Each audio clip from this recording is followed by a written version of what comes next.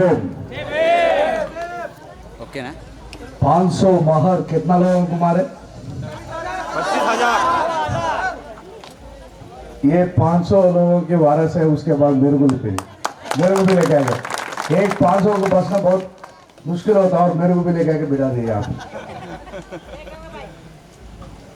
ఏం నడుస్తుంది భారతదేశంలో?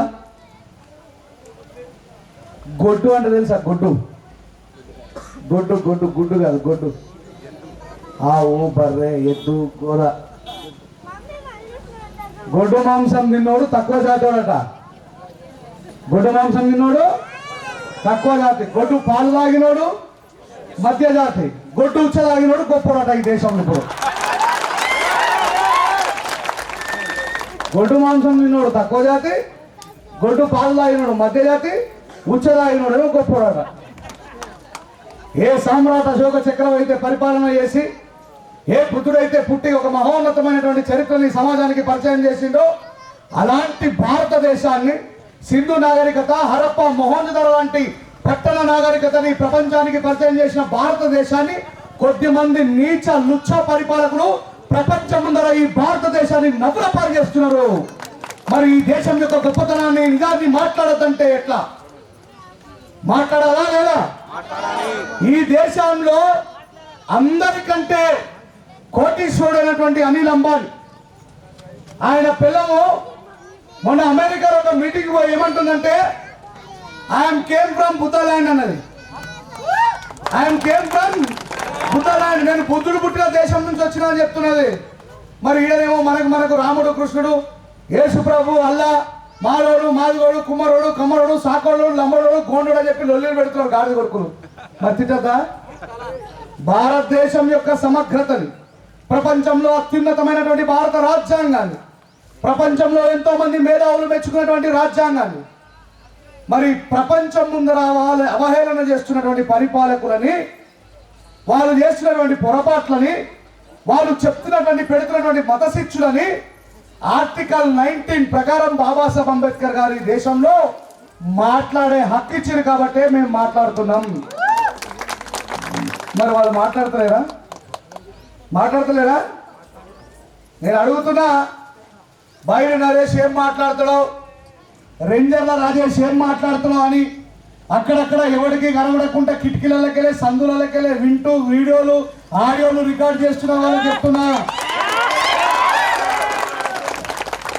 రాజా సింగ్ అనే ఒక మతోన్మాది ఈ వీడియో ద్వారా లక్షలాది మందికి పోతుంది. అదే రాజా సింగ్ ని పార్టీ సస్పెండ్ చేసి జైల్లో పెడితే వాళ్ళ భార్యకి కనీసం అపాయింట్మెంట్ కూడా బీజేపీ ఇవ్వకపోతే, అలాంటి రాజా సింగ్ కూడా మద్దతుగా బీజేపీ గవర్నమెంట్ అపాయింట్మెంట్ ఇవ్వాలని ప్రకటించినటువంటి వ్యక్తులు మానవతావాదులం, బుద్ధుడి బాబాసాహెబ్ అంబేద్కర్ వారసులం. ఆయన ఏమంటున్నాడు? कोई टोपी लगाने वाला हमारा सामने नहीं आने का, अगर वो गायब हो गए तो हमको नहीं पूछने का अंటున్నాం. అంతకంటే డేంజర్ మాట్లాడుతున్నా బైరి నరేష్ గారు, అంతకంటే డేంజర్ గా మాట్లాడుతున్నా నేను. అయ్యా, ఈ మానవమాదిగా జాతులను ఏ రోజైనా అరే మీరు మసీదులకు ఎందుకు వచ్చిండ్రా అని మిడుసులు పట్టుకొని బయటకు రూపాయంగా చూసిండ్రా? మాలామాదిగలు ఎప్పుడైనా ముస్లింలు అన్టచబుల్స్ అన్నారా? ఏ మీరు మాలామాదిగా వాళ్ళ మా ఇళ్లకు మా వాకిలకు రావద్దని ముస్లింలు అన్నారా? మరి ఎప్పుడైనా క్రైస్తవులు అన్నారా? చెప్పండి గట్టిగా. మరి మనం అన్టచబుల్స్ అంటున్నది గుళ్ళోకి రానివ్వండి ఎవరు? మరి హిందువులే కాబట్టి మరి హిందూ అని మాట్లాడకపోతే ఏమని మాట్లాడాలి? ఎవరు తప్పు చేస్తే వాళ్ళ మీద పిటిషన్ దాఖలు అవుతుంది కానీ పక్కన మీద దాఖలు అవుతుందా? నిజాన్ని నిర్భయంగా మాట్లాడుకోవాల్సినటువంటి అవసరం ఇప్పుడు అన్నిటికంటే చాలా ముఖ్యంగా ఉన్నది, గుర్తుపెట్టుకోండి. అందుకే చెప్పిన ఏమన్నా, గొడ్డు మాంసం తిన్నోడు చిన్న కులమోడు, గొడ్డు పాలు తాగినోడు మధ్య కులపోడు, గొడ్డు ఉచ్చ తాగినోడు గొప్పోడట. ఎవడో తీటగా కింద కామెంట్ పెట్టిన ఒక తమ్ముడు, యూరిన్ అంటేనే మలినాలన్నీ కూడా బయటకు పోయేటి.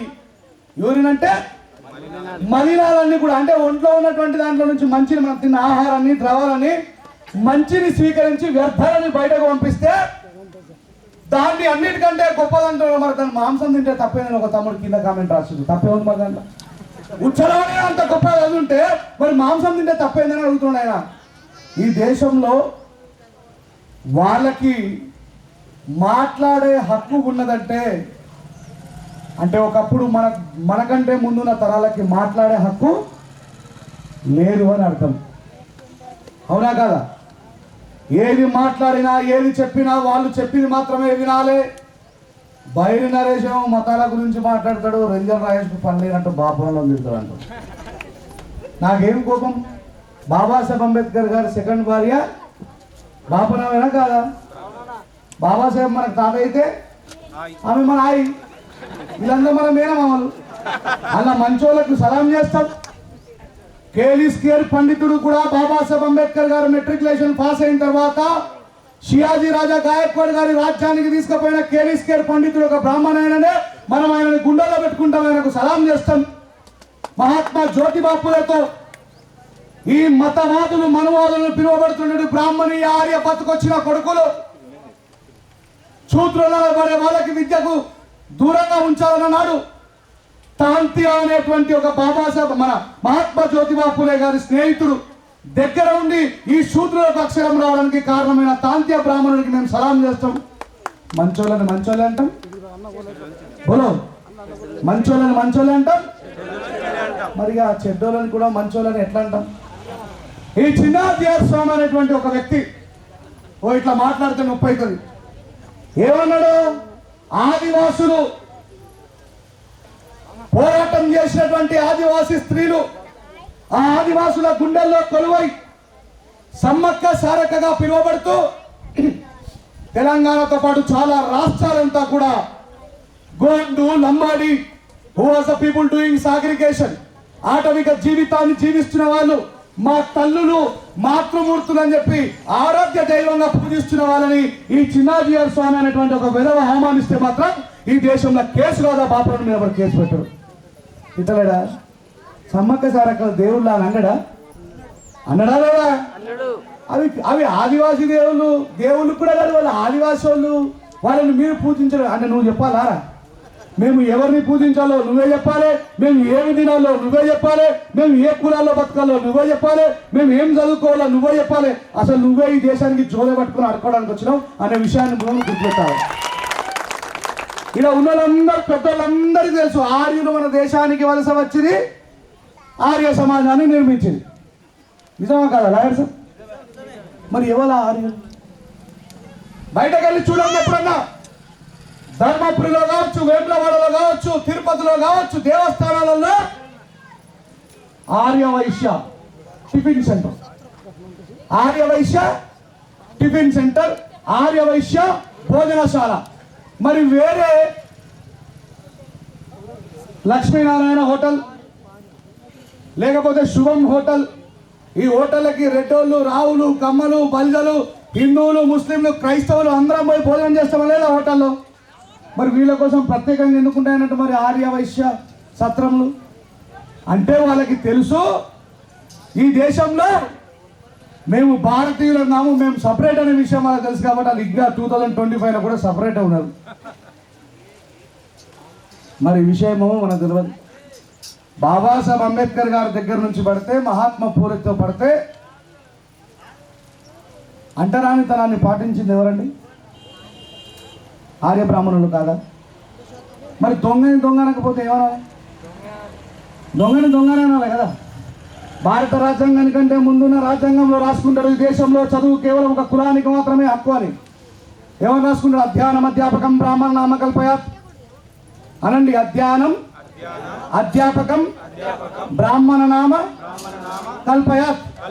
అధ్యానం అంటే నేర్చుకోవడం, అధ్యాపకం అంటే నేర్పడం. ఇవి రెండు కూడా బాపనుల సొత్తే అని చెప్పి అన్నాడు.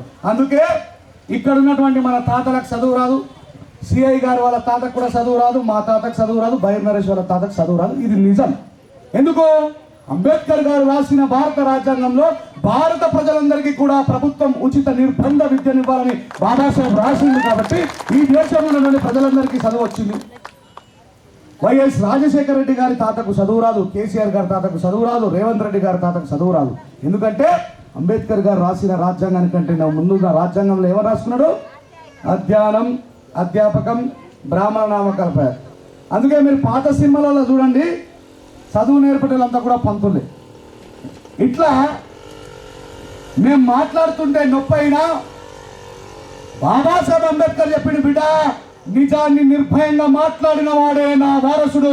బండి మీద ఫోటో వేసుకున్నాడు, ఇంట్లో ఫోటో పెట్టుకున్నాడు, ఊరికే జై భీమ్ అనేవాడు నా వారసుడు కాదన్నాడు బాబాసాహెబ్ అంబేద్కర్ గారు. గుర్తుపెట్టుకోండి. మీలో ఎవరైనా వేద పాఠశాలకి ఏమంటారు కదా అన్నారు, ఆ గురుకులంలోకి వేద పాఠశాలలోకి పోయాడు ఎంఆర్ ఆఫీసులో, లేకపోతే ఏదైనా కాలేజీలో అడగండి, నేను వేద పాఠశాలలో వేదాలు నేర్చుకోవాలనుకుంటున్నాను, ఆ ఫామ్ ఆడ దొరుకుతాను అడుగురు, దొరుకుతాయి ముసుడు. ఇప్పటికీ ఈ దేశంలో బ్రాహ్మణుడు భాష వేరు, బ్రాహ్మణుడి విధానం వేరు, వాళ్ళ వేదాలు వేరు, వాళ్ళ వ్యవస్థ వేరు. మరి కులాలని మనుషుల మధ్య చిచ్చులను ఎవరు పెడుతుండు? నిన్నగాక మొన్న వికారాబాద్లో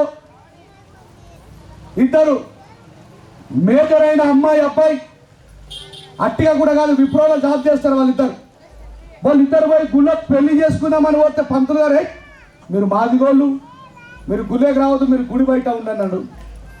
సిఐ గారికి తెలుసు, వెనుక ఉన్న ఎస్ఐ గారికి తెలుసు, ఇంకా ఈ దేశంలో కుల వివక్ష ఉన్నది, అందుకే SC ST atrocity prevents act నడుస్తున్నది.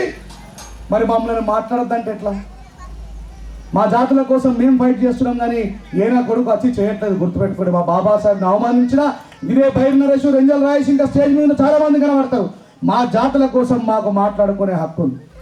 ఈ బాబాసాహెబ్ అంబేద్కర్ గారి గురించి 27% రిజర్వేషన్ అనుభవిస్తున్న చాలా మంది బీసీలలో 1,00,000 వ్యక్తి నిజమైన బీసీ బైరి నరేష్ గారు అని స్టేజ్ మీద నుంచి నేను చెప్తా ఉన్నా.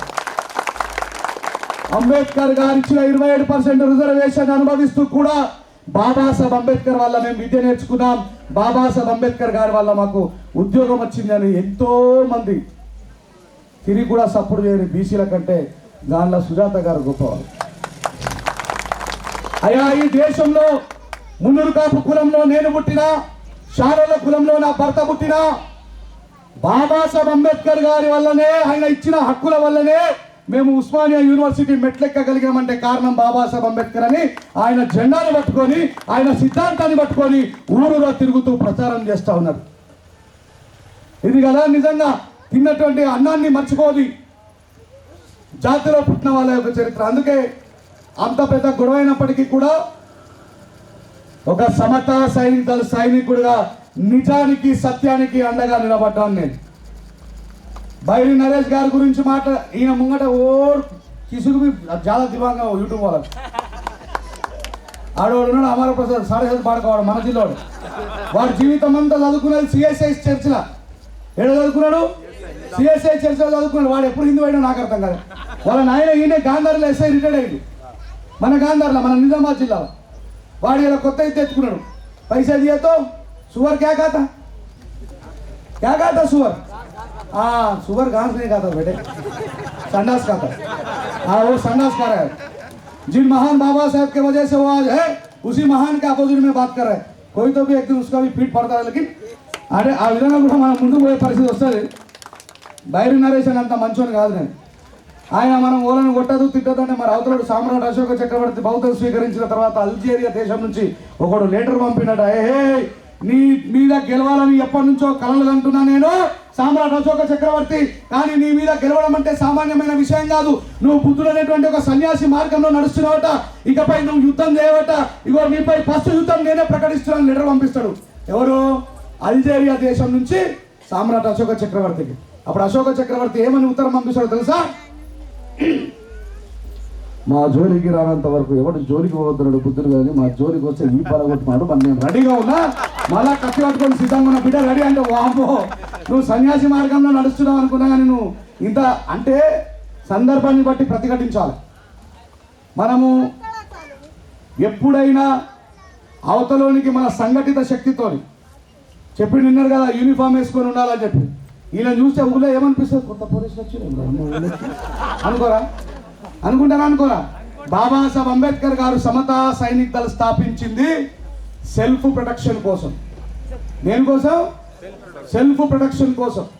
1000 మంది సమతా సైనికులు పక్క ఊర్లో అంబేద్కర్ గారి విగ్రహాన్ని పెట్టనీయమని కొద్దిమంది మూర్ఖులు వాదించినప్పుడు ఏం లేదు, చేతుల లాఠీ తీసుకోవాలా, యూనిఫామ్ తీసుకోవాలా, ఆ ఏడైతే విగ్రహాన్ని పెట్టద్దన్నారో ఆ 1000 మంది యూనిఫామ్ పెట్టుకుని అలా కూర్చోవాలి. వస్తారు వాళ్ళ దగ్గర, మనం కొట్టాల్సిన అవసరం లేదు. संगठित हो संघर्ष करो, संगठित हो संघर्ष करो. 1000 आदमी उधर बैठने के बाद में वो पेशाब के लिए बाहर नहीं आएगा. ఇది బాబాసాహెబ్ అంబేద్కర్ గారు చెప్పింది. నక్సలైట్లై తుపాకులు పట్టుకున్నాం, ఎర్రజెండనీయలో అడవిలకే పోయేయనీయలో వాపసు రాలేయనీయలో అంటే అప్పటి పరిస్థితులు వేరు. ఇప్పుడు ఏం పట్టుకోవాలా? AK-47 కంటే కూడా బలమైన ఆయుధాన్ని ఇచ్చిండు బాబాసాహెబ్ అంబేద్కర్ మనకు, జ్ఞానము. జ్ఞానానికి అజ్ఞానానికి విజ్ఞానానికి మధ్య ఒక చిన్న తేడా చెప్తా. పెండ ఉంటుందా, పెండ గోబర్ అర్థమవుతుందా మా తల్లిదండ్రులు? ఈ గోబర్ ఉంది పెండ, మనం ఏదైనా కొత్తగా పెళ్లికి పోదామని చెప్పి మంచి బట్టలు తయారైపోతున్నాం. రోడ్డు మీద పెండ కనిపించింది అనుకో, ఏం చేస్తారు జ్ఞానవంతులు?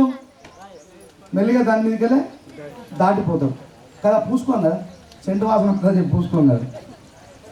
జ్ఞానవంతులైతే అది పెండని దాన్ని ముట్టద్దు అని దాన్ని దాటి వెళ్ళిపోతారు. విజ్ఞానవంతులైతే ఏం చేస్తారు? ఆ పెండను తీసుకొని వచ్చి గోబర్ గ్యాస్ తయారు చేసి సమాజానికి అందిస్తారు. గోబర్ గ్యాస్ తయారు చేస్తారా, చేయాలా? కానీ మతం ఏం చేస్తుంది? గొబ్బెమ్మల్ని చేసి దాని మీద పువ్వులు వేసి దాని చుట్టూ తిప్పుతుంది. ఇట్లా తిప్పదా? ఇది అజ్ఞానానికి విజ్ఞానానికి జ్ఞానానికి ఉన్న తేడా. బాబాసాహెబ్ అంబేద్కర్ గారు మనల్ని జ్ఞానం నుంచి విజ్ఞానానికి ప్రమోట్ కమ్మన్నారు, కానీ అజ్ఞానానికి కాదు. మై MBBS డాక్టరు మై గాయగా మూత్ పీరావు అని ఒకటి వీడియో పెట్టిండు. ఊరేది అమ్మ పాడైపోయి ఎటు తీసుకుపోతున్నారు ఈ దేశాన్ని? ఈ విషయాన్ని మాట్లాడద్దంటే ఎట్లా? ప్రపంచంలోనే అత్యుత్తమైనటువంటి దేశము భారతదేశము. ఇక్కడ కులాలు, మతాలు, భాషలు, వర్ణాలు, వైషమ్యాలు ఉన్న మనుషులంతా కూడా భారతీయులుగా ఉండాలని చిన్నప్పటి నుంచే మనకు అలవాటు చేస్తారు. స్కూల్కి పోయిన వాళ్ళు చేయలేకపోయిన ఎంతమంది, స్కూల్ చదువుకున్న వాళ్ళు ఎంతమంది ఉన్నారు ఈ మీటింగ్లో? మనం అందరం స్కూల్లో ఏమని చదువుకున్నాం? భారతదేశం భారతీయులందరూ. మరి మళ్ళీ హిందూ ముస్లిం క్రిస్టియన్లు ఆడికి వచ్చారా? రాజ్యాంగంలో చెప్తున్నది ఏమని? భారతదేశం నా మాతృభూమి, భారతీయులందరూ. రాజ్యాంగం కంటే గొప్ప అవి. फिर కరోనా के टाइम में सब बंद हो गए, किधर चले गए सब? పోలీస్ రాజ్యాంగాన్ని పాటించే వాళ్ళు, డాక్టర్లు రాజ్యాంగాన్ని చట్టాన్ని పాటించే వాళ్ళు, సంఘ సంస్కర్తలు రాజ్యాంగాన్ని చట్టాన్ని పాటించే వాళ్ళు. పోలీసులు బయట లేకపోతే కరోనా టైంలో ఏమైంది? శుక్లాం వరదరం విష్ణుం శశివర్ణం చతుర్భుజం బంద్ हो गया, లా ఇలాహ ఇల్లల్లాహ్ ముహమ్మద్ రసూలుల్లాహ్ బంద్ हो गया, దయగల రాజా గొప్ప దేవుడా మహోన్నతుడా యేసయ్య రే బంజయ్ ఈ పర కొడుతున్నారు. ఎందుకని పోలీసు వచ్చి? అగర్ దేవుడు ఉంటే నీ కోసం దేవుడిని ఉంచుకో, కానీ నీ గడప లోపల మాత్రమే దేవుడు గడప దాడితే భారతదేశం అనే విషయాన్ని గుర్తుపెట్టుకోవాలి. చాలా ఎగ్జాంపుల్స్ చెప్పిన ఈ ఊరు నుంచి పక్క ఊరికి ఏదైనా స్టూడెంట్ చదువుకున్న అమ్మాయి పోతే ఎవరైనా పోకిరోడు ఆమెను గెలిపిందనుకో, అల్లా అంటే ఫరిస్తాల్ని పంపడు, యేసయ్య అంటే దేవదూతని పంపడు, రామ అంటే హనుమంతుని పంపడు. సెల్ ఫోన్ తీసి 100కి డైల్ చేస్తే పోలీసులు వచ్చి రక్షిస్తారు. అదే భారత రాజ్యాంగం, అదే చట్టం అనే విషయాన్ని గుర్తుపెట్టుకోండి. నరేంద్ర మోడీ అయినా, ఊర్లో ఉన్న వార్డ్ మెంబర్ అయినా ఏమని దేని మీద ప్రమాణం చేస్తారు? భారత రాజ్యాంగం. ఓడికి కూడా రాజ్యాంగం తెలియదు. మళ్ళీ గతరని ఒక పాటలు రాస్తారు, రాజ్యాంగం మొదటి పేజీ కళ్ళు తెరిచి చూసుకోండి, మనిషికి జీవించే హక్కు, మనిషికి మాట్లాడే హక్కు, భాష హక్కు, మతం హక్కు, పత్రికల్లో ప్రకటన హక్కు. ఇది మానవాళి కొరకు ఇచ్చిన బాబాసాహెబ్ అంబేద్కర్ ఈ హక్కులన్నీ. రేవంత్ రెడ్డి గారిని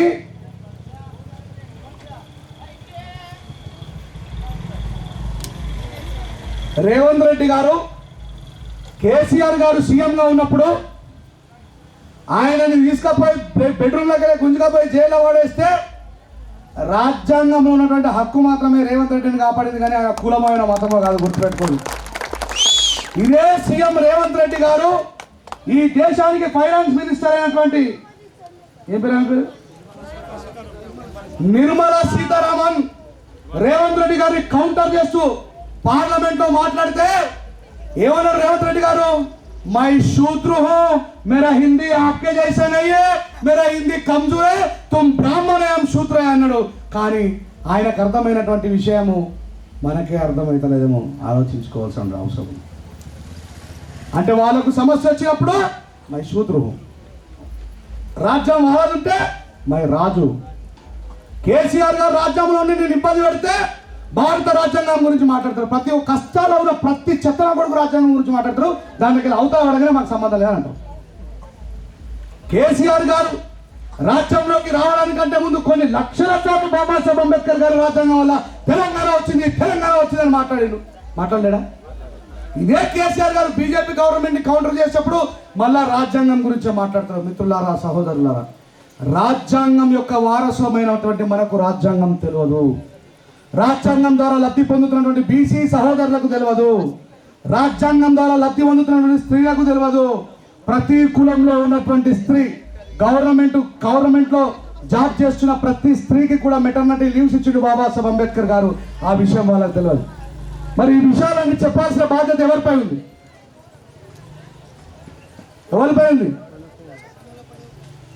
మీ పైన లేదా? మీ అందరి మీద లేదా? అమ్మ నరేష్ నేను ఒరు చచ్చిపోవాలి. మీ పని కాదా? హర్ ఇన్సాన్కి ప్రతి ఒక్కళ్ళ బాధ్యత. మా అమ్మ కూడా నన్ను చాలా గౌరవంగా మెచ్చుకున్నది. నేను ఒక్కని కొడుకుని చాలా సందర్భం ఎప్పుడు చెప్పాలి. ఎవరో తెలియదు నాకు. అక్క లేదు, అన్న లేదు, తమ్ముడు లేడు, అన్న లేడు. ఒక్కని వన్ మ్యాన్ ఆర్మీ. అర్థమైందా?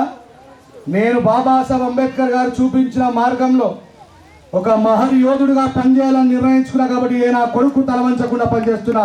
ఇది మన అందరి బాధ్యత, గుర్తుపెట్టుకోండి.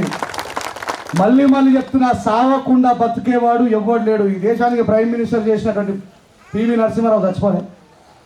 మీరు చచ్చిపోరా? చావడానికంటే ముందు ప్రశ్నించండి, చావడానికంటే ముందు గర్జించండి. బాబాసాహెబ్ అంబేద్కర్ క్లియర్గా చెప్పిండు, మేకల్ని బలిస్తారు కానీ మరి ఎప్పుడు సింహాలు అవుతాం మనం. చాలా అద్భుతమైనటువంటి విగ్రహం పెట్టుకున్నారు. దాదాపు నాకు తెలిసి మీరంతా కూడా మరాఠీ మైగ్రేటెడ్ అనుకుంటా కదా. నిజంగా మీలో ఉన్నటువంటి కసి, మీలో ఉండే స్వాభిమానం ఇంకా మా తెలుగు ప్రజలకు రాలేదు. ఇది ఒప్పుకోవాల్సినటువంటి సత్యం. నేను చాలా సందర్భాల్లో చెప్తా ఉంటా, మీలో బాబాసాహెబ్ అంబేద్కర్ గారు ఉన్నారు. కానీ వ్యసనాలకి లోన్ కాకుండా చదవడం వైపు ఆలోచించండి.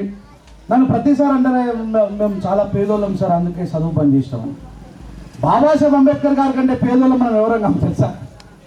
బాబాసాహెబ్ అంబేద్కర్ గారు ఒక రోజంతా ఒకటే రొట్టె, ఏకీ రోటీ కాకే కియా తా బాబాసాహెబ్ అంబేద్కర్ నే హమ్ లోగోं का భలా करने के लिए.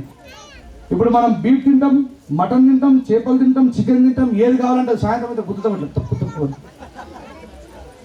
ఈ పరిస్థితులలో కూడా మనం చదువుకోకపోతే బాబాసాహెబ్ అంబేద్కర్ గారికి నిజమైన నివాళి విగ్రహాలు కట్టడమో, పూలదండలు వేయడమో, పాటలు రాయడమో, పాటలు పాడడమో కాదు. బాబాసాహెబ్ అంబేద్కర్ గారికి నిజమైన నివాళి అంటే ఏంటో తెలుసా? బాబాసాహెబ్ అంబేద్కర్ గారికి నిజమైన నివాళి వింటున్నారా? జై భీమ్. మన తాతలు ఏ ఎంఆర్ఓ ఆఫీస్లోనైతే, మన తాతలు ఏ గ్రామ పంచాయతీలోనైతే మున్సిపాలిటీ కార్మికులుగా పనిచేసిండ్రో, ఎంఆర్ఓ ఆఫీస్లో పాయాకానాలు సాఫ్ చేసిండ్రో, దాంట్లో మనకు విద్యనిచ్చి తలెత్తుకొని ఆఫీసర్లమై కూర్చున్నాడే బాబాసాహెబ్ అంబేద్కర్ గారికి నిజమైన నివాళి. గుర్తుపెట్టుకోండి. మన తాతలు చదువు రాక అదే పని చేసి, మనము చదువు వచ్చి చదువు సాతగాక చేతులలో సెల్ ఫోన్లు పట్టుకొని టైంపాస్ చేసుకుంటా చూసిగా. నిన్నగాక మొన్న సోషల్ మీడియాలో ఒక గొర్రెలు కాసుకునే వ్యక్తి ఐపీఎస్ ఆఫీసర్ అయిండు. చూసి రాలేదా? ఏమని చెప్పిండు ఆయన? నా లోపల బాబాసాహెబ్ అంబేద్కర్ గారు చెప్పిన స్ఫూర్తితో నేను ఐపీఎస్ ఆఫీసర్ అయినా అని చెప్పిండు. ఎందుకు ఐపీఎస్ ఆఫీసర్ అయిందో తెలుసా? ఆయన వాళ్ళ నాన్నని ఒక ఊర్లో పెద్ద మనిషి కొడితే పోలీస్ స్టేషన్లో కంప్లైంట్ ఇవ్వడానికి పోయినట. ఎడిపోయిండు? పోలీస్ స్టేషన్లో కంప్లైంట్ ఇవ్వడానికి పోతే ఏమ్మకి గొర్రెలు కాసుకుంటాడు వచ్చి నేను తెలియక అది ఎలా కొట్టినట. అరే అమ్మ ఎందుకు పట్టించుకుంటారా నన్ను, నాకు అర్థం కాదని చెప్పి కసితో వీళ్ళందరికీ నేను బాసులు కావాలని చెప్పి ఐపీఎస్ అయ్యాడు. అదే విద్య కూడా గొప్పతనం గుర్తుపెట్టుకున్నాను. నరేష్ అన్నని నన్ను 7 నుంచో 7 దాకా ఎందుకు పిలిపించారు? మేము బాబాసాహెబ్ అంబేద్కర్ గారి గురించి బాగా మాట్లాడతాం. అంబేద్కర్ గారి గురించి మిగతా వాళ్ళకు తెలియని విషయాలు వీళ్ళిద్దరు బాగా చెప్తారనే కదా. అంటే మా దగ్గర ఏమున్నది మరి, అది కూడా మీకు రాదా? ఇంతమందిలో బాబాసాహెబ్ అంబేద్కర్ గారి జీవిత చరిత్రను చదివిన వాళ్ళు చేయలేపరా. మైక్ ఇచ్చి చాప్టర్ నెంబర్ 12 చెప్పమంట. మైక్ ఇచ్చి చాప్టర్ నెంబర్, అరే ఇంకో మైక్ తీసుకోరా. ఇప్పుడు లేవండి. ఎంతమంది లేపుడు చెప్పాలా సార్? 20 బంద్ అయిపోయింది అన్న.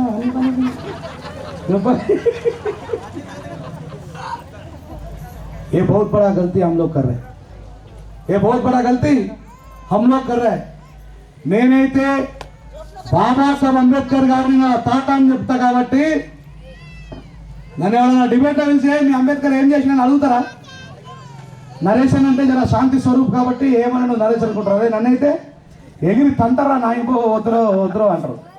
ఎందుకంటే బాబాసాహెబ్ అంబేద్కర్ గారిని అంత చదివిన కాబట్టి అంబేద్కర్ గారి గురించి నిర్భయంగా అబద్ధాలు చెప్పినా కూడా భయం లేదు, నిజాలు చెప్పినా మనకెందుకు భయం నాకు అర్థం కాదు. కూర్చోడు వీడియో చేసి పంపిస్తున్నాడు, ఆడికే భయం లేదు. నిజం చెప్పడానికి మనకెందుకు భయం? మనకు చివరిగా మిగిలింది ఒకటే గుర్తుపెట్టుకోండి, మన దగ్గర తాతలు సంపాదించిన ఆస్తులు లేవు, మన దగ్గర పారిశ్రామిక రంగం లేదు, మనకు వ్యవసాయ భూములు లేవు. మన బాబాసాహెబ్ అంబేద్కర్ గారు మనం బయటపడడం కోసం, ఈ దుర్మార్గమైనటువంటి చీకటి జీవితాల నుంచి బయటపడడం కోసం మనకు ఒక ల్యాడర్ ఇచ్చిండు. ఆ ల్యాడరే విద్య. ఇందాక చెప్పిన ఆ విద్య ఎవరు సొత్తు? ఫస్ట్ అధ్యానం అధ్యాపకం బ్రాహ్మణ నామ కల్పయాత్. ఎవరి సొత్తు అప్పుడు విద్య? మరి ఇప్పుడు మన పిల్లలను చదివించకపోతే, మన పిల్లలకు విద్య నేర్పకపోతే, ఆ పిల్లలని ఎంత దూరమైనా సరే చదువుకోవడానికి పంపించకపోతే, బాబాసాహెబ్ అంబేద్కర్ గారికి చాలా అవమానాలు జరిగినా వాళ్ళ తండ్రి రామ్జీ సక్పాల్ గారు ఏమని చెప్పిండ్రు? బిడ్డ, ఎన్ని అవమానాలు జరిగినా విద్యను వదిలేయకు బిడ్డ. నువ్వు విద్యను వదిలేస్తే అందరిలాగే మిగిలిపోతావు, నువ్వు విద్యను పట్టుకుంటే గొప్పవాడిగా నిలిచిపోతావని వాళ్ళ తండ్రి చెప్పిన మాటను నమ్మిన బాబాసాహెబ్ అంబేద్కర్ చదవడం ప్రారంభిస్తే ఈరోజు ఏప్రిల్ 14న 193 దేశాలే జ్ఞానం పుట్టిన దినోత్సవంగా జరిపిస్తున్నాయి. గుర్తుపెట్టుకోండి. మీ అందరికీ తెలుసు, शिक्षा शेरनी का जो पिएगा तो तुम क्या कर रहे हैं? मैं बोल रहे हैं हर इंसान में बाबा साहब अंबेडकर को पैदा करने का तलाश रखना चाहिए. ఇది మనందరి బాధ్యత. ఏ పరిస్థితుల్లో మిమ్మల్ని చూస్తే కమిట్మెంట్ నాకు బాగా నచ్చుతుంది. ఎంత కష్టమైనా ఓర్చుకుంటారు, ఏదైనా సరే భరిస్తారు. కానీ బాబాసాహెబ్ అంబేద్కర్ గారి కోసం మీరు చాలా బలంగా నిలబడతారు. ఆ జ్ఞానాన్ని, ఆ తృష్ణాన్ని కూడా మీ పిల్లలకు అందించండి. ఇప్పుడు తమ్ముడు ఉన్నాడు, వీళ్ళంతా కూడా పిల్లలు ఇక్కడ నుంచి మరాఠీ మైగ్రేటెడ్, వీళ్ళంతా యూనివర్సిటీలోకి వచ్చినప్పుడు వీళ్ళని చూసి మేము ఇన్స్పైర్ అవుతాం. ఇంతకుముందు అక్కడ గజా అనే ఒక తమ్ముడు ఉండే. నేను వెళ్తా అనుకుంటే, అరే మాకు పొలాలు ఉన్నాయి, తోటలు ఉన్నాయి, మంచి ఉద్యోగాలు ఉన్నాయి, కానీ మాకు బాబాసాహెబ్ గురించి సరిగ్గా అసలు బాబాసాహెబ్ మా జీవితంలో సంగతి నాకే 2007 దాకా తెలియదు. కానీ మీకు పుట్టినప్పటి నుంచి బాబాసాహెబ్ అంబేద్కర్ తెలుసు. కానీ మధ్యలో ఆగిపోకండి. మరాఠీ రక్తం అంటేనే అది పోరాట స్ఫూర్తి కలిగి ఉంటుంది. మీరు ఎవరైనా బాబాసాహెబ్ ఎవరైనా అంటే మీరు చంపేస్తారు, నాకు తెలుసు, చంపేస్తారు నాకు తెలుసు. అందుకే మీ జోలు ఎవరు రాడు. అబ్బో నైరే పోయి బాబాసాహెబ్ అంబేద్కర్ గారిని ఏమనంటే వాణ్ణి చంపుడు కాదు, వానిలో ఉన్న అజ్ఞానాన్ని చంపాలా. గుర్తుపెట్టుకోండి, వానిలో ఉన్న అజ్ఞానాన్ని చంపాలా. ఒకనాడు నేను కూడా ఆర్ఎస్ఎస్ కార్యకర్తని, ఒకనాడు నిజం. ఆ రోజు నా రంజాల రాజేసి ఉంటే పాపం మా నరేషన్ ఏమంటే నేనే పడేటారు కావచ్చు, పాడైపోయి అట్లుండే. మరి ఆ చిప్పు పెట్టు నాకు. అన్న కూడా ఏబీబీ బ్యాక్గ్రౌండ్ ఏనట. కదిరి కృష్ణ అన్న వచ్చి, ఒరే బిడ్డ, మీ జీవితాలు మారడానికి కారణం బాబాసాహెబ్ అంబేద్కర్ గారు. ఈ దేశంలో ఉన్న పీడితులందరినీ కూడా ఒకటే ఒక దెబ్బతోని అందరికీ స్వేచ్ఛమయమైన జీవితాలు ఇచ్చిన మహానుభావుడు డాక్టర్ బాబాసాహెబ్ అంబేద్కర్ గారు అని చెప్తే నేను పరేషాన్ అయిపోయాను. ఎవరైనా అమ్మ, మేము మాలోళ్ళమైనా తాడి చెట్లు, ఈత చెట్లు గీసుకునే వృత్తినిచ్చింది బాబాసాహెబ్ నాకు తెలియదు. నేను ఒక దళితుడిగా పుట్టి విదేశాలకు ఉద్యోగం చేయడానికి, చదువుకోవడానికి పోవడానికి కారణం బాబాసాహెబ్ అంబేద్కర్ గారు అని నాకు తెలియదు. తర్వాత అనుకున్నా నేను తలారు పోషణ కడుపులో మన్మడిగా పుట్టినా, గడ్డం రాజా నాకు కొడుకో పుట్టినా కాబట్టి ఇంత సీటు వచ్చింది అనుకున్నా. కానీ అది బాబాసాహెబ్ వాళ్ళు వచ్చిందనే సంగతి నాకు కదిరి కృష్ణ చెప్పారు కదా. దళితుడిగా పుట్టినా నాకే తెలియకపోతే ఇంకా మన లంబాడి సోదరులకు, గోండులకు, చెంచులకు వాళ్ళకి ఏమైనా తెలుసా? ఇప్పటికీ పాపం నమ్మడంలో పిల్లలు చదువుకున్న పిల్లలను కలిసి ఊళ్ళో ఎవరు తెలియదు వాళ్ళు ఎవరుకుంటే మనల్ని తేడి అంటారు. ఏ మాలవరా ఇచ్చినే తేడి ఇచ్చినా అంటారు. పాపం తెలియదు అంటున్నాను, నిజమేది. నా ఫ్రెండ్ ఒక ఆయన ఉంటాడు జగన్ నాయక్ అని చెప్పి మానమాలతో తిరుగుతున్నారు. వీళ్ళు అమ్మడికి కింద పువ్వు పెట్టున్నారు పాప. ఎందుకు అంటే వాళ్ళు గొడ్డు మాంసం తిరగడంతో తిరుగుతున్న వీడికి కింద పువ్వు పెట్టున్నారు. అంటే అజ్ఞానాన్ని తొలగించేందుకే పూలే గారు పనిచేసిండ్రు, అజ్ఞానాన్ని తొలగించడానికే బాబాసాహెబ్ అంబేద్కర్ పనిచేసిండ్రు, అజ్ఞానాన్ని తొలగించడానికే బుద్ధుడు పనిచేసిండు, అజ్ఞానాన్ని తొలగించడానికే పెరియార్ గారు పనిచేసిండ్రు. ఆ అజ్ఞానాన్ని సమాజం నుంచి తొలగించడానికే నరేష్ అన్న నేను మనం అందరం కూడా పనిచేయాల్సిన అవసరం ఉందని చెప్పి తెలియజేస్తుంది. ఈరోజు బాబాసాహెబ్ అంబేద్కర్ గారి విగ్రహాన్ని పెట్టుకోవాలి.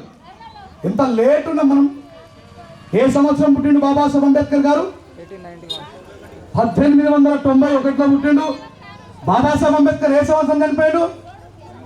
1956లో చనిపోయాడు. కానీ మన ఊరికి బాబాసాహెబ్ అంబేద్కర్ ఏ సంవత్సరంలో వచ్చిండు? 2025లో వచ్చిండు. అంటే మనం వెనుకబడ్డామా లేదా?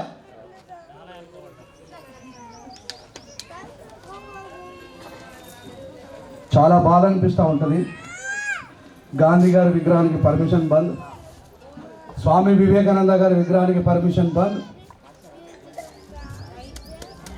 అయినా నెహ్రూకైనా సుభాష్ చంద్రబోస్కైనా పర్మిషన్ బంద్, ఆ వైఎస్ రాజశేఖర రెడ్డి గారికి పర్మిషన్ బంద్, తెలంగాణ తల్లికి పర్మిషన్ బంద్.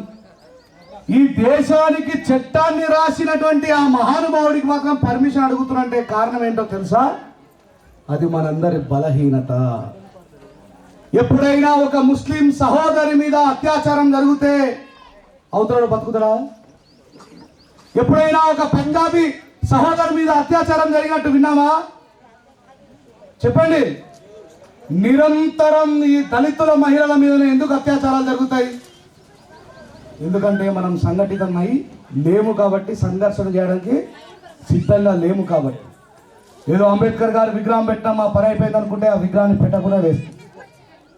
ఇక నుంచి ఒక మార్పును చూపించండి గ్రామానికి, సమాజానికి. చూపిస్తారా? మీరు లేకపోతే మేము లేవు. నరేష్ గారు పిలిస్తే ఖచ్చితంగా పోవాలనుకుంటేనే ఏమన్నాడు బాబాసాహెబ్ అంబేద్కర్ గారు? సంఘటితం కావాలా, సంఘర్షణ చేయాలన్నాడు. బుద్ధుడు ఏమన్నాడు? जुल्म करने वाले से ज्यादा गुनाहगार कौन है? जुल्म సహినే వాళ్ళ. మనం అందరం జులుంని సహిస్తున్నాం కాబట్టి వాడు జులుం చేస్తూ ఉన్నాడు. అట్లా మరాఠీ రక్తాన్ని పుచ్చుకున్నటువంటి మీరు ఖచ్చితంగా సంఘటితమై, నేను ఈ ఏరియా అంతా తిరిగిన, ఏడో చూసిన పంచశీల జెండా ఉంటుంది, బాబాసాహెబ్ అంబేద్కర్ గారి జెండా ఉంటుంది. కానీ ప్రగతి కరువు అవుతున్నది. నాయకులు తయారు కావాలా, పిల్లల నుంచి అద్భుతమైనటువంటి స్పిరిచువల్ పవర్ ఉన్నటువంటి వ్యక్తులు తయారు కావాలా, లీడర్లు తయారు కావాలా. ఇప్పుడు సమతా సైనికులు యూనిఫామ్ వేసుకున్నారు. ఖచ్చితంగా ఎవరికన్నా అన్యాయం జరిగితే పోవాలా. దాని యొక్క ఉద్దేశం అది. నేను ఎప్పుడన్నా ఇంట్లో పడంగా చూసిరా సోల్జర్స్?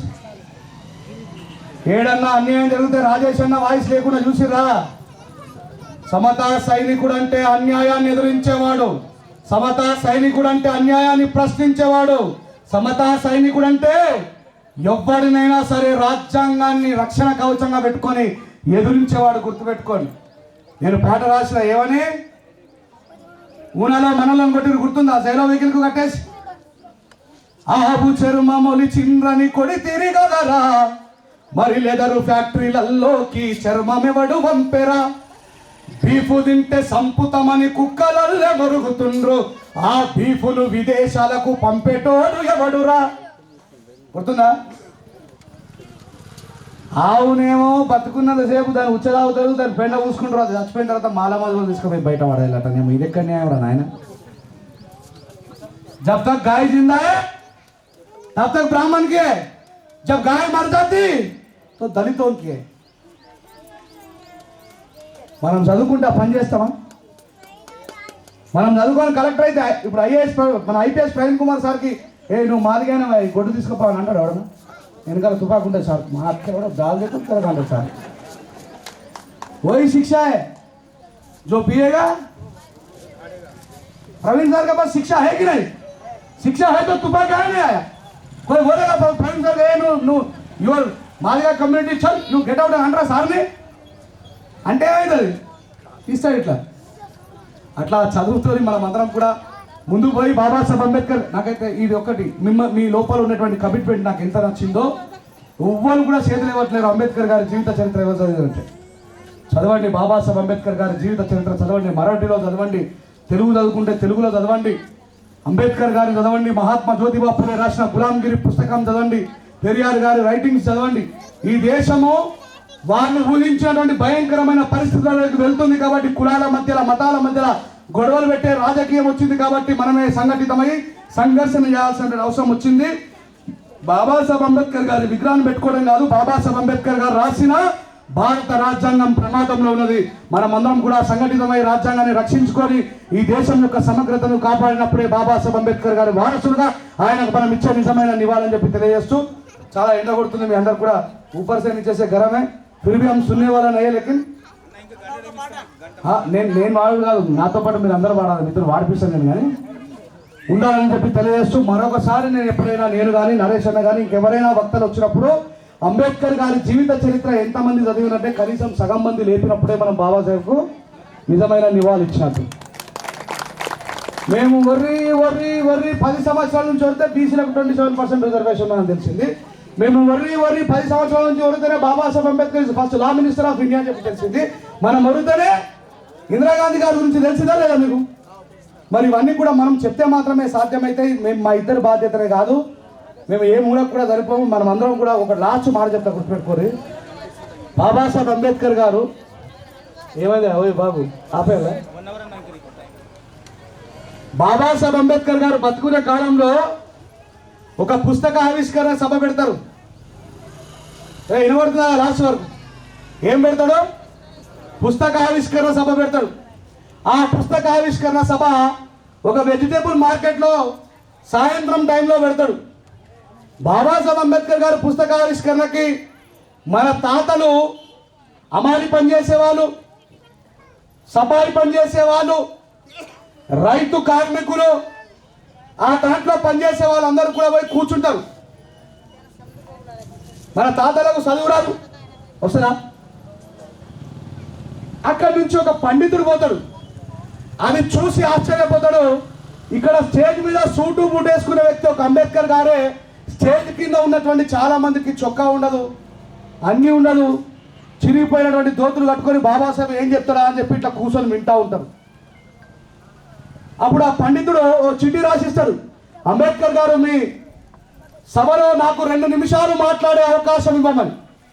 బాబాసాహెబ్ అంబేద్కర్ గారు తప్పకుండా మీరు మాట్లాడని మైక్ పట్టుకుంటే, అంబేద్కర్ గారు మీరు రాసినటువంటి ఈ పుస్తకము, అంబేద్కర్ గారు మీరు రాసిన ఈ పుస్తకము మెట్రికులేషన్ పాస్ అయినా నాకే అర్థమవుతలేదు, మెట్రికులేషన్ పాస్ అయినా నాకే అర్థమవుతలేదు.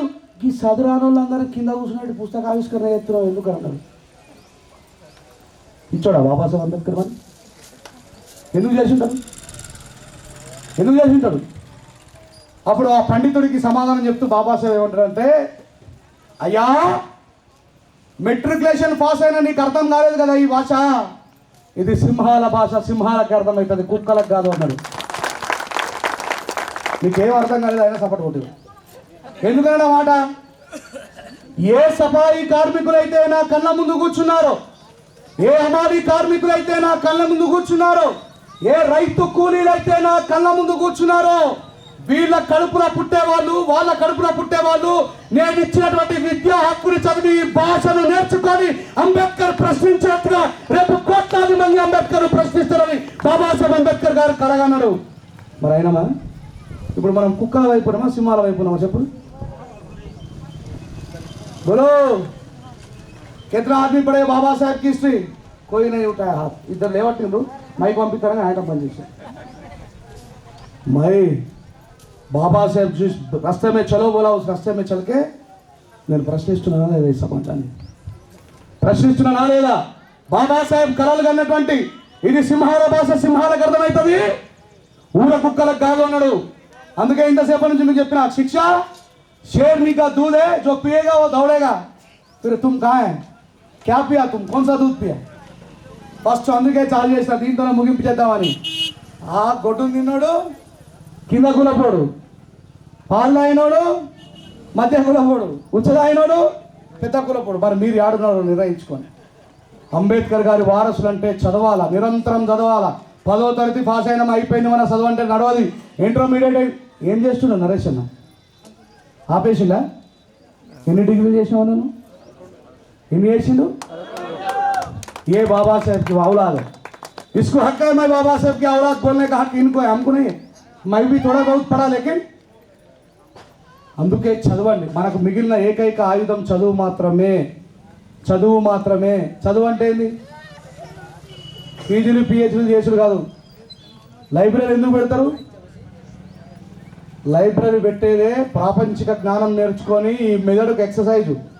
ఇట్లా డంబెల్ లేపితే కండలు ఎట్లా పెరుగుతుందో మెదడు కూడా చదివితే అట్లా జ్ఞానవంతంగా తయారవుతుందని చెప్పి మళ్ళీ ఎప్పుడైనా కార్యక్రమం పెడితే సగం మంది చేతులు లేకుండా బాబాసాహెబ్ అంబేద్కర్ గారు వారసులు అంటే చదవాలా, చదివి ప్రశ్నించాలని చెప్పి తెలియజేస్తూ పాడుకుందామా పాట? ఏమైపోయే వాళ్ళమో పాడతారా? ఆకలి అవుతుందా?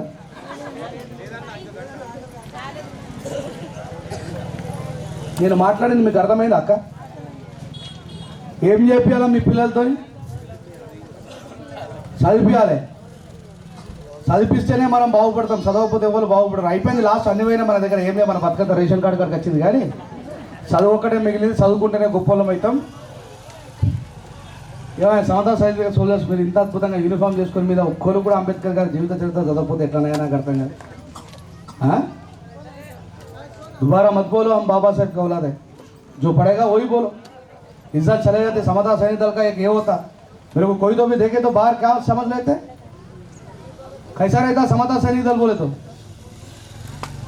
मेरे जैसा रहना. एक तो भी आदमी नहीं पढ़े बोले तो कितना बेइज्जती की बात है. ऐसा मत करो प्लीज, पढ़ो. అడుగు అడుగు తను అనుభవించిన బాధలు తలచి భావితరాల భవిష్యత్తునంతా ముందే చూసి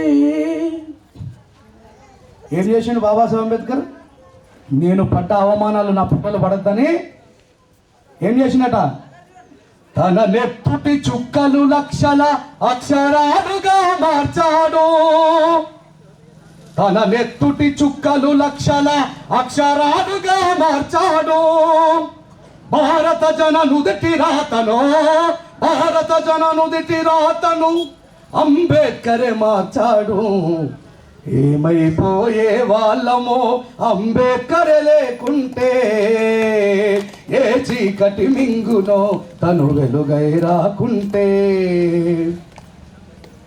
అడుగు అడుగు తను అనుభవించిన, ఎందుకు వాడుతున్నారు రెండోసారి? మనం ఈరోజు ఏ పరిస్థితిలో ఉంటామనే సంగతి బాబాసాహెబ్ ముందే ఊహించింది. ఈరోజు ఎవరైనా స్కూల్లో ఎవరైనా పిల్లగాని బయట కూర్చుని పెడితే ఏమవుతుంది? టీచర్ని తీసుకుపోయి జైలు వేయరా? పోలీసులు వేస్తారా? అంటరాని తనం చట్టరీత్యా నేరమని చేసిండు బాబాసాహెబ్ అంబేద్కర్ గారు. ఆయన అనుభవించిండు కాబట్టి అది ఆ బాధ రాబోయే నా తరాలు అనుభవించొద్దని. తెలుసుకొని తెలుపగరండి ఆయన చరిత, గొంతెత్తి వినిపించు మహా నీయుని ఘనత. నిన్న నేడు రేపటి తరాలు మార్చిన రాత, రాజ్యాంగము రాజ్యముకిచ్చిన మనందరి నేత. ఏమైపోయే వాళ్ళమో అంబేద్కర్ లేకుంటే, ఏ చీకటి మింగునో తను వెలుగై రాకుంటే. అట్లా మీరందరూ కూడా బాబాసాహెబ్ అంబేద్కర్ గారి బాటలో నిరంతరం నడవాలని, చదవాలని, వీలైన ఎక్కువగా కార్యక్రమాలు ఏర్పాటు చేయాలని, ఎక్కువ కార్యక్రమాలకు వెళ్ళాలని, జ్ఞానార్జన చేయాలని. బుద్ధుడు ఏమంటాడు? చరద పిక్కవే చారికం బహుజన హితాయ బహుజన సుఖాయ లోకానుకంపాయ అత్తాను హితాయ ఆది కళ్యాణ మధ్య కళ్యాణ అంత కళ్యాణ అత్తదీపోభవ అంటాడు. ఎవరైతే తనను తాను జ్యోతిగా వెలిగించుకుంటాడో వాడు చీకటిని పారదోలుతాడు తప్ప, నువ్వే చీకటైతే చీకట్లో కలిసిపోయి ఉచ్చదావుడైతుంది. అట్లా కావద్దని కోరుకుంటూ ఈ కార్యక్రమానికి నన్ను పిలిపించినటువంటి తమ్ములందరికీ కూడా హృదయపూర్వకంగా జైవీములు తెలియజేస్తూ, కాపాడుకుంటాం భారత రాజ్యాంగాన్ని. గట్టిగా చెప్పండి. కాపాడుకుంటాం భారత రాజ్యాంగాన్ని, కాపాడుకుంటాం భారత రాజ్యాంగాన్ని. వర్ధిల్లాలి ఎస్సీ ఎస్టీ బీసీ మైనార్టీల ఐక్యత, వర్ధిల్లాలి ఎస్సీ ఎస్టీ బీసీ మైనార్టీల ఐక్యత. జై భీమ్, జై Bhim. Thank you very much.